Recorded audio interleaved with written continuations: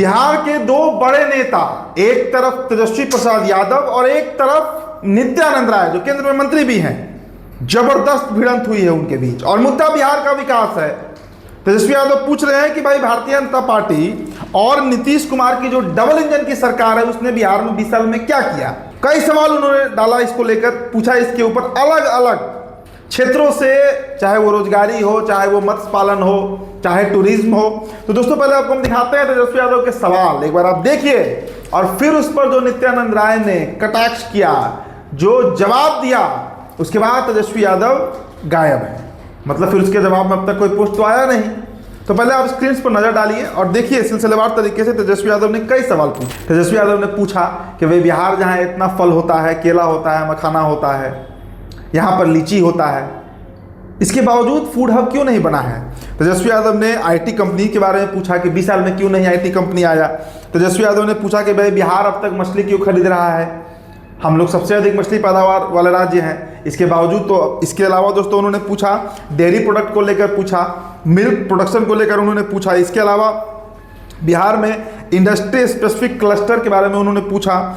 उसके बाद उन्होंने पूछा कि भाई बुनकर उद्योग, लघु उद्योग और हथकरघा उद्योग के बारे में उन्होंने पूछा। फिर उन्होंने मतलब कई तरह के सवाल पूछा गया, आप देखते जाइए। पर्यटन को लेकर उन्होंने पूछा, नियुक्ति, भर्ती परीक्षा, इसके अलावा उन्होंने पलायन को लेकर पूछा। इसके अलावा उन्होंने चीनी मिल, जूट मिल को लेकर पूछा। तो कई तरह के सवाल पूछे।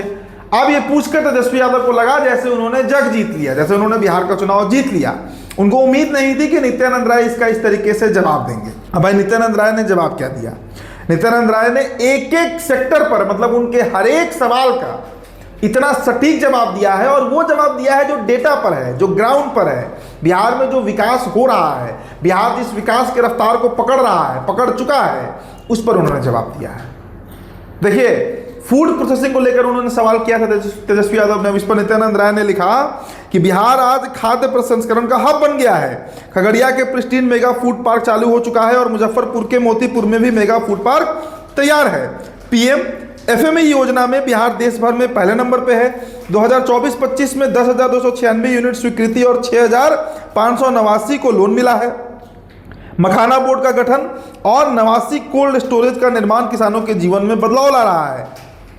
मखाना को लेकर आप जानते हैं, मखाना का जो सबसे बड़ा प्रॉब्लम है वो स्टोर हाउस को लेकर था, स्टोरेज को लेकर था। 89 नए स्टोरेज बनाए जा रहे हैं और यही बात नित्यानंद राय ने रखा कि ये क्यों नहीं हुआ लालू शासनकाल में। 15 साल मौका मिला था, क्यों नहीं मखाना के लिए कुछ किया गया। जैसे अब जीआई टैग दिया गया इसी एनडीए की सरकार में। उसके बाद तेजस्वी यादव ने दोस्तों पूछा था आईटी हब के बारे में कि भाई आईटी हब बिहार क्यों नहीं बन रहा है।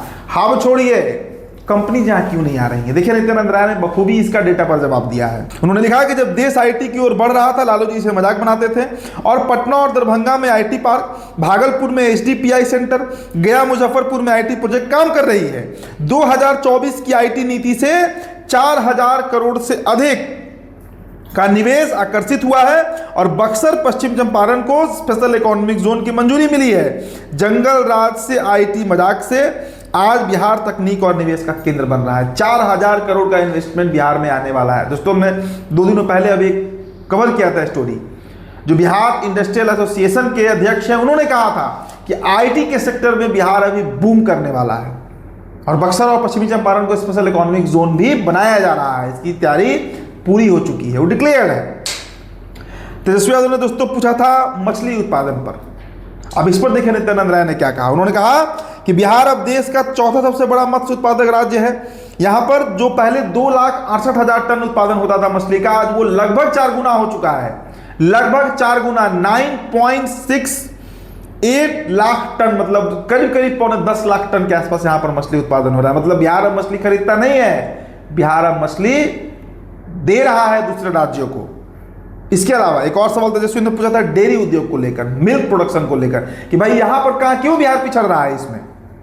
देखिए डेटा पर नित्यानंद राय ने कहा कि बिहार में दुग्ध उत्पादन 47.43 लाख टन जो 2004-05 में था। 2004-05 में कितना प्रोडक्शन था?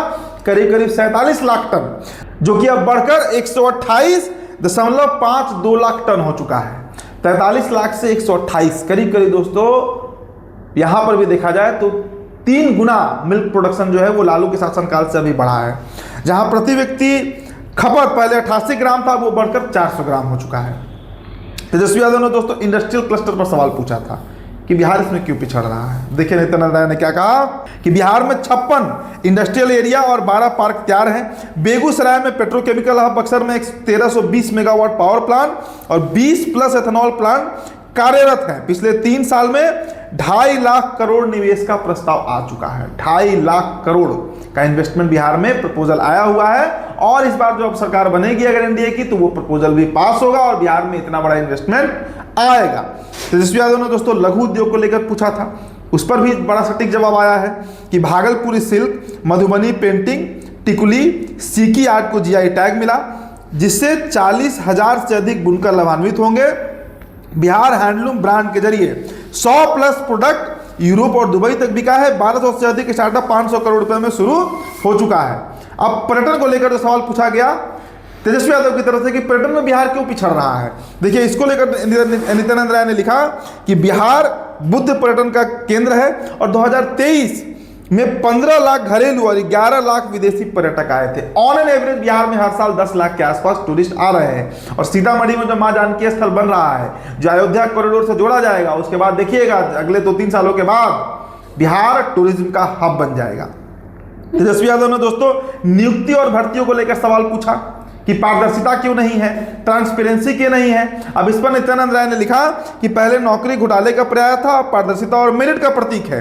पिछले 5 सालों में 3.5 लाख शिक्षक, 30,000 मेडिकल स्टाफ और 40,000 पुलिस बल की नियुक्ति हुई है।